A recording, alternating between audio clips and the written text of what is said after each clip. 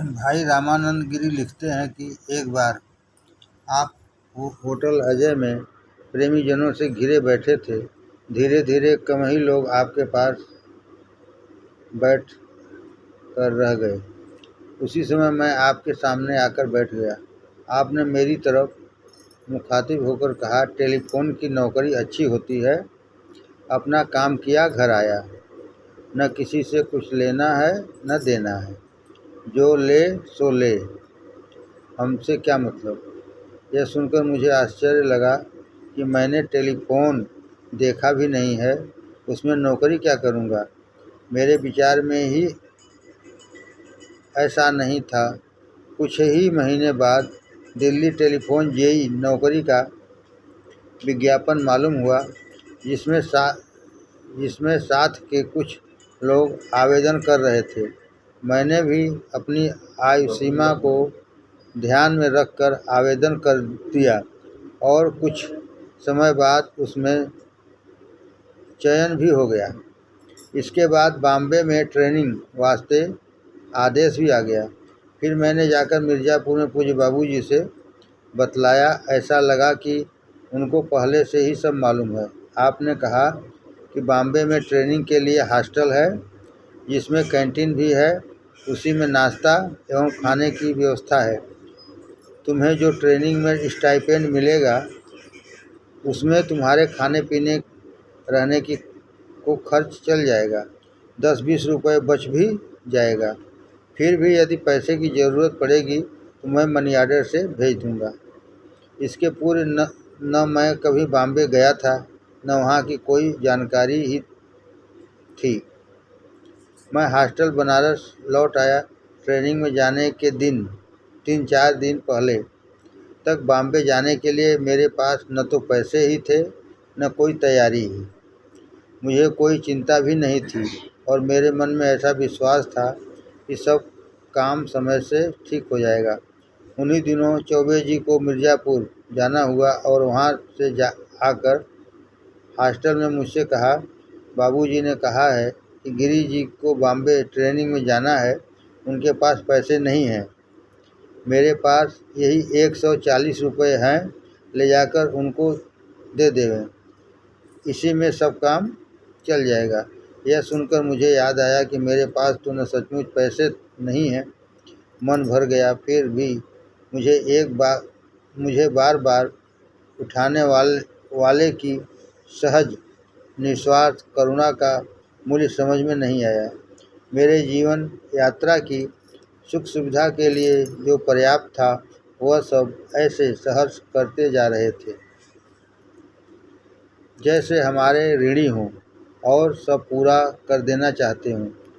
सब सामयिक ही नहीं, सर्वकालिक था। नौकरी में जाने से पहले गिरी जी को एपेंडिसाइटिस का दर्द होने लगा। दवा से आराम हुआ, लेकिन डॉक्टर ने सलाह दिया कि ऑपरेशन ज़रूरी है। इसलिए ऑपरेशन बीएचयू में ही कराना पड़ा, क्योंकि पूज्य बाबूजी ने कहा कि ऑपरेशन जल्दी से करा लो, वरना बाद में दिक्कत हो सकती है। मेरे साथ ही गिरी जी हॉस्पिटल गए। डॉक्टर ने पूछा कि आपका गार्जियन कौन है। उन्होंने कहा, यही हमारे दोस्त एवं गार्जियन हैं। डॉक्टर ने हंसते हुए कहा, जाओ, ठीक है, फॉर्म भर दो। बाद में उनको ऑपरेशन थिएटर में ले जाकर ऑपरेशन टेबल पर लिटाया। ऑपरेशन तो ठीक ठाक हो गया।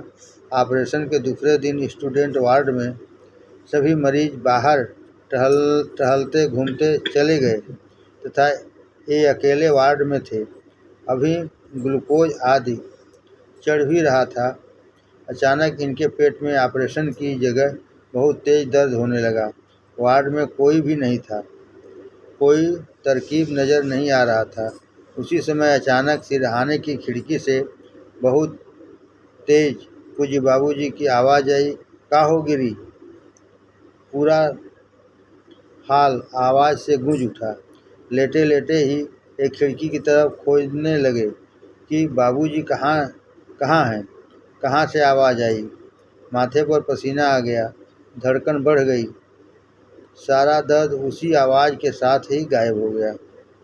शरीर हल्का और स्वस्थ लगने लगा। ये है गुरुदेव की अहेतुकी कृपा, जो सबके साथ हमेशा किया करते हैं। 1989 की घटना है कि कमला प्रसाद श्रीवास्तव का लड़का डांट खाने की वजह से घर से भाग गया। खोजबीन के बाद भी पता नहीं चला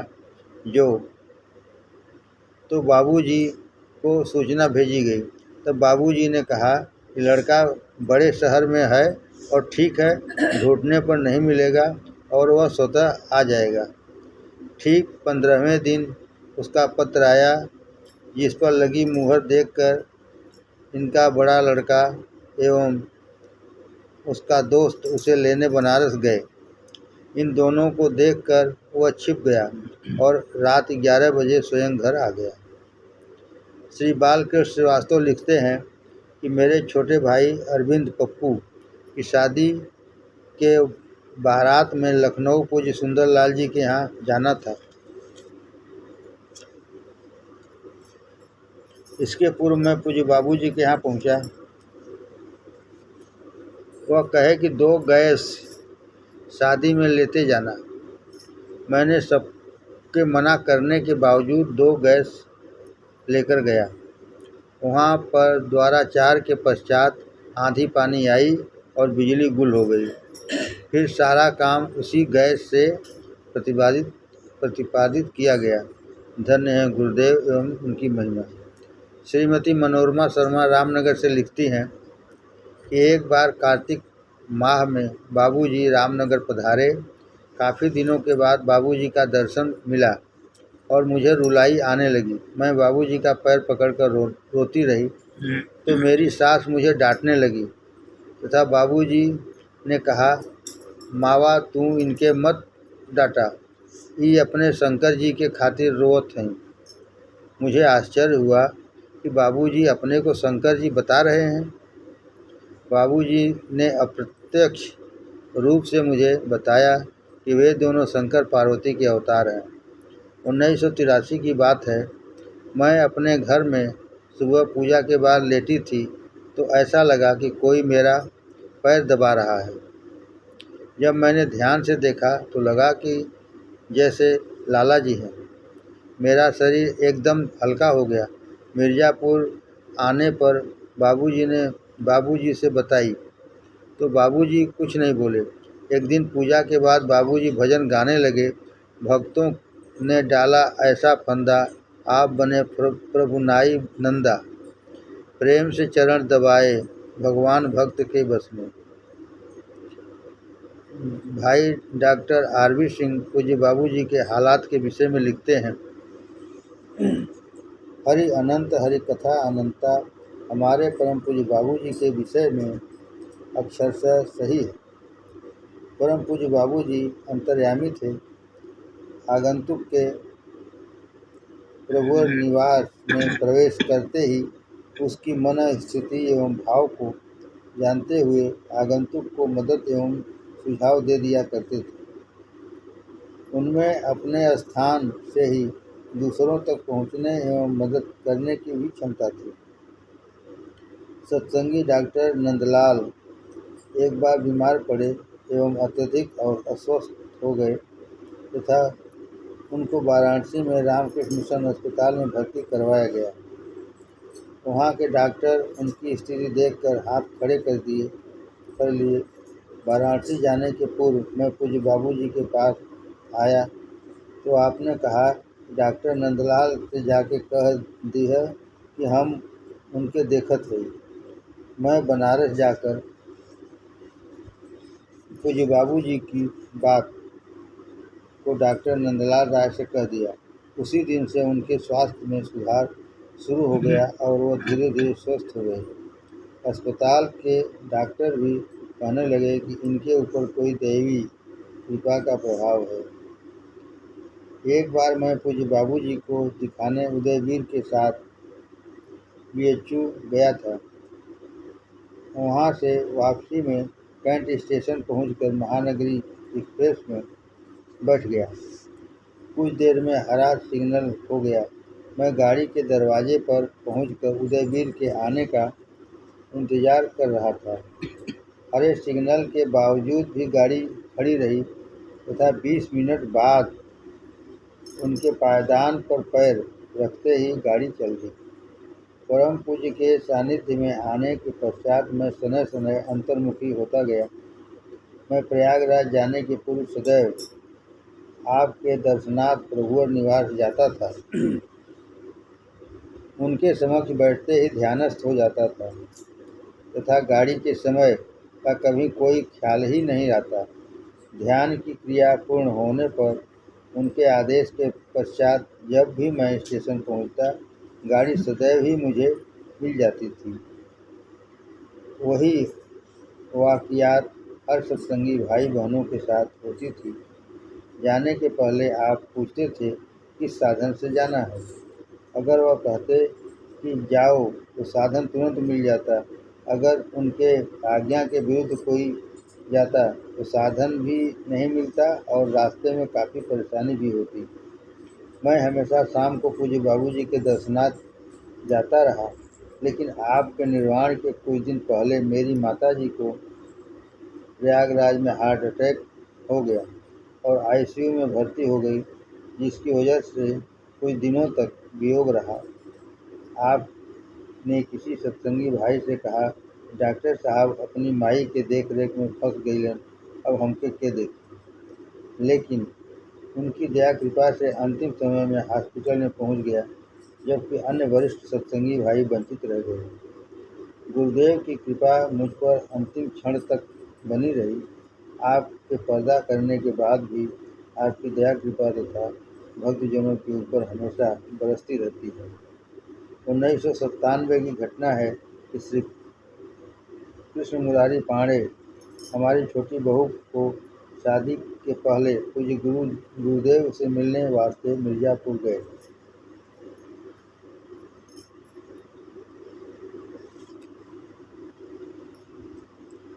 पूज्य गुरुदेव से इन्होंने पूजा सीखने की ख्वाहिश जाहिर की।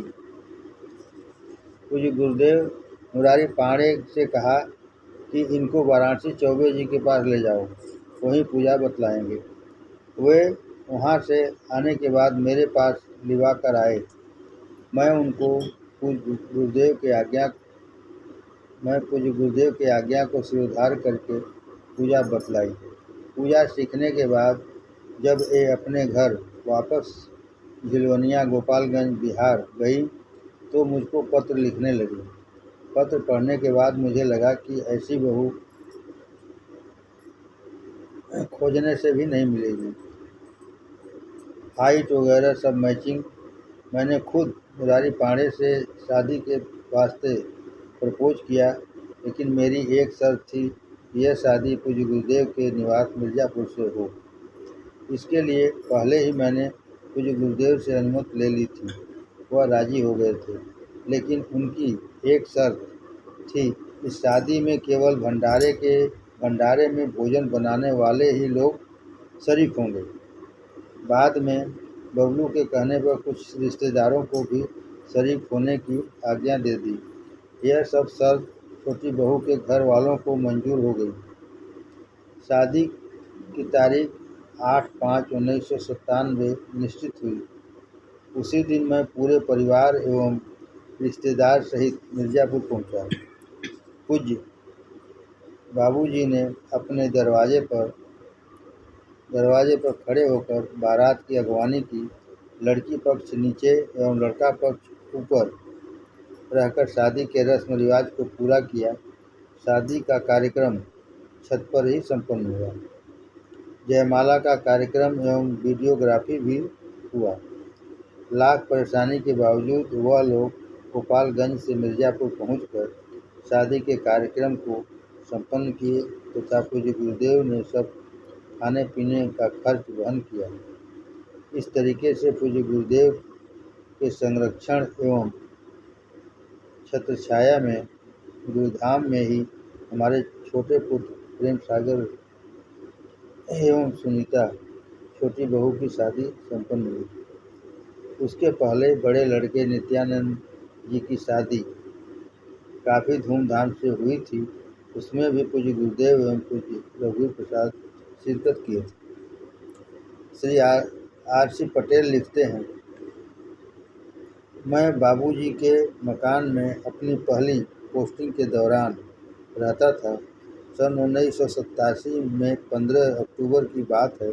डॉक्टर हरिशंकर श्रीवास्तव, जो कि डिस्ट्रिक्ट हॉस्पिटल में डेंटल सर्जन थे और पूज्य बाबूजी के गांव के रिलेशन में थे, मेरे साथ उनकी घनिष्ठ मित्रता थी। एक बार पूज्य बाबूजी के दांत में दर्द हो रहा था तो बाबूजी को लेकर डॉक्टर साहब को दिखाया तो डॉक्टर साहब ने दांत निकलवाने की बात कही तो बाबूजी ने मना कर दिया और दवा लेकर चले आए।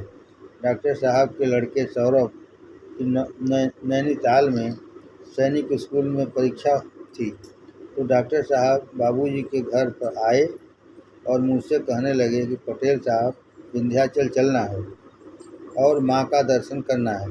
तो मैंने कहा कि डॉक्टर साहब, आप जाकर हो आइए, मेरी अब कहीं जाने की इच्छा नहीं है। तो डॉक्टर साहब ने कहा, यदि आप नहीं जाएंगे तो मैं नहीं जाऊंगा। तो मैंने कहा कि नहीं डॉक्टर साहब, आप जाकर हो आइए। तो डॉक्टर साहब फिर मना कर दिए। तो मैं अंदर बाबूजी के पास गया तो बरामदे में बाबूजी तख्त पर बैठे हुए थे। तो मैंने कहा कि बाबूजी, डॉक्टर साहब विंध्याचल जाने के लिए कह रहे हैं। तब पूज्य बाबूजी ने कहा, जाए के चाहिए, जाके माँ का दर्शन कैल।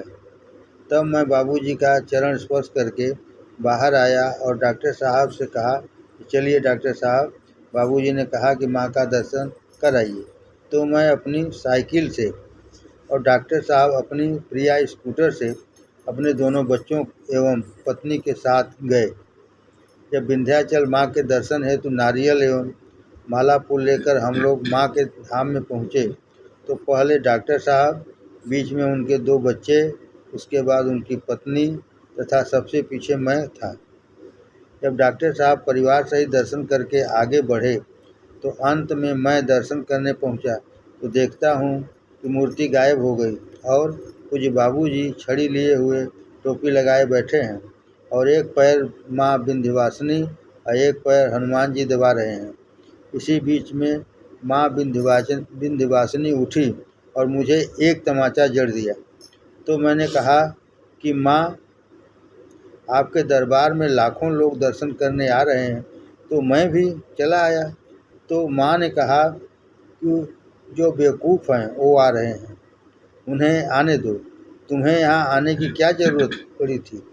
देख रहे हो कि मैं भी उन्हीं के सहारे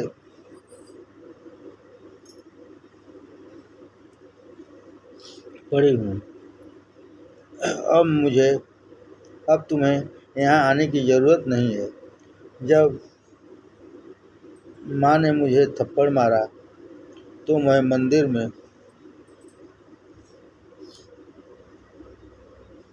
रोने लगा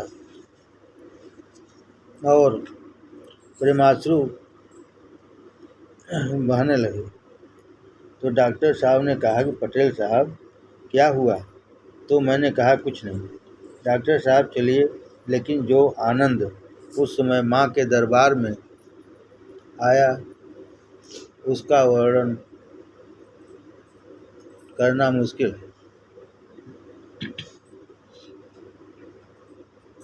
जब वहाँ से आया तो पूज्य बाबूजी का चरण स्पर्श किया तो बाबूजी ने कहा, पटेल, माँ के दरबार में का देखल?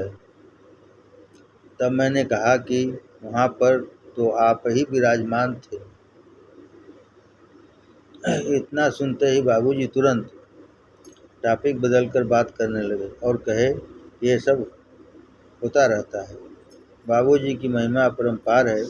बाबूजी सब जगह मौजूद है। दूसरी घटना, मेरे स्थानांतरण मिर्ज़ापुर से जौनपुर के संदर्भ में सन 1989 जून महीने की बात है। पूज्य बाबूजी एवं माताजी पूज्य बंसनारायण उपाध्याय के यहाँ गए हुए थे। माताजी का इलाज बोकारो में चल रहा था। बीच में 2-1 दिन के लिए बाबूजी मिर्ज़ापुर आए तो बाबूजी ने कहा कि पटेल तोहार ट्रांसफ़र ड्यू है। तो मैं कहा बाबूजी ट्रांसफ़र पॉलिसी 6 साल की आई है, मेरा 6 साल पूरा हो चुका है।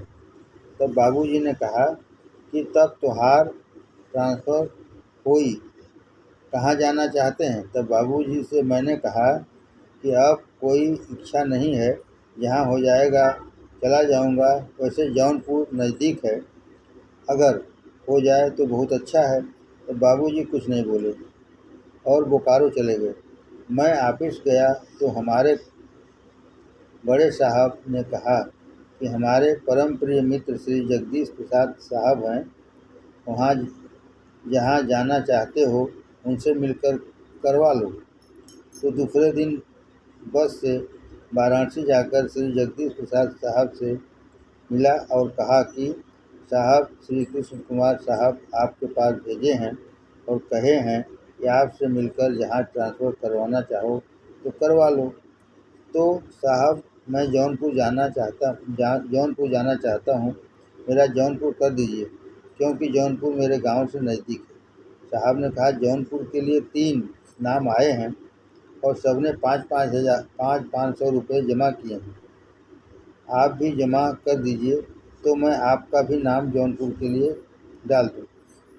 तब मैंने कहा साहब मेरे पास पैसा नहीं है, मैं पैसा नहीं दे पाऊँगा। तब उन्होंने कहा कि आपका मैं बलिया कर दे रहा हूँ। तब मैंने कहा कि जहाँ चाहो वहाँ कर दो, लेकिन मैं पैसा नहीं दूँगा। तब मैं बनारस से मिर्ज़ापुर वापस आ गया तथा शाम को पूजा वाले कमरे में जाकर पूजा शुरू किया। पूजा में पूज्य बाबूजी से सब बातचीत होने लगी। बाबूजी वे लोग हमारा ट्रांसफ़र बलिया कर दे रहे हैं। तो बाबूजी ने कहा कि मैं तुम्हारा बलिया से जौनपुर कर दे रहा हूँ। तो मैंने देखा कि बाबूजी चीफ ने इंजीनियर बनकर बलिया काट कर जौनपुर कर दिया। दूसरे दिन ऑफिस गया तो बड़े साहब ने कहा कि पटेल साहब ट्रांसफ़र लिस्ट निकल चुकी है, जाकर ले आइए और अपने जाने की तैयारी करिए। तो मैं ऑफिस जाकर साहब से मिला कि साहब यदि ट्रांसफ़र लिस्ट निकल चुकी हो तो बतलाइए कि उन्होंने कहा कि मैं आपका ट्रांसफ़र बलिया कर दिया हूँ, जाकर ज्वाइन करिए। तो मैंने कहा कि साहब ट्रांसफ़र लिस्ट की एक कॉपी दे दीजिए, मैं बलिया जाकर अपनी ज्वाइनिंग कर आऊँ। तो साहब ने एक कॉपी दिया तो मैंने देखा कि मेरा ट्रांसफ़र जौनपुर लिखा है। तब मैंने साहब से कहा कि इसमें तो जौनपुर लिखा है, आप तो बलिया कह रहे हैं। तब उन्होंने कहा कि मैंने बलिया कर दिया था, ये कैसे हो गया? आप चीफ साहब से मिले हैं क्या? तब मैंने कहा कि नहीं, तो मैं चीफ साहब से कैसे मिल सकता हूँ, मेरी क्या औकात है। तो उन्होंने ओरिजिनल कॉपी निकाल कर देखा तो चीफ साहब के हाथ से कटा हुआ है और उनमें हस्ताक्षर है। फिर मैं वहाँ से मिर्ज़ापुर आया और जौनपुर जाकर ज्वाइन किया। इसके बाद बाबूजी बोकारो से आए तो कहे कि क्या पटेल ट्रांसफ़र हुआ? तब मैंने कहा कि बाबूजी जहाँ मैं चाह रहा था वहीं जौनपुर हो गया। तो बाबूजी ने कहा ठीक है। ऐसे थे हमारे सदगुरुदेव बाबूजी, जिसकी महिमा का गुणगान करना असंभव है। परम पूज्य बाबूजी के साले के लड़के रमेश की शादी तय हो चुकी थी तो बाबूजी ने निमंत्रण दिया और कहा पटेल जी शादी में ज़रूर आइएगा। तब मैंने कहा कि बाबूजी ज़रूर आऊँगा। बारात जब मिर्ज़ापुर से बस से रवाना हुई तो बस में एक किनारे बैठ गया।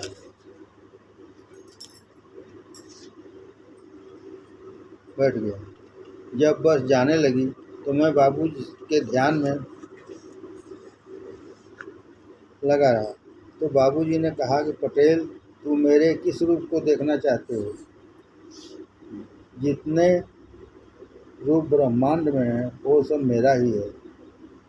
मैं ही सब रूपों में मौजूद हूँ। जहाँ देखोगे वहाँ मैं ही दिखलाई पड़ूँगा। मैं ही ब्रह्मा विष्णु महेश हूँ। मैं ही सब देव देवियों में देवी हूँ। मैं सब देवताओं में देवता हूँ। मैं ही राम, मैं ही कृष्ण। जहाँ भी देखो मैं ही दिखाई पड़ूँगा। कण कण में, पत्ते पत्ते में, जर्रे जर्रे में मैं ही तो हूँ। यही सब देखते देखते बारात अपने गंतव्य स्थल पर स्थान पर पहुँच गई। परम पूज्य बाबूजी यही सब दिखाने के लिए कह रहे थे कि पटेल शादी में ज़रूर आना। बाबूजी की महिमा अपरंपार है, इसकी कोई सीमा नहीं है।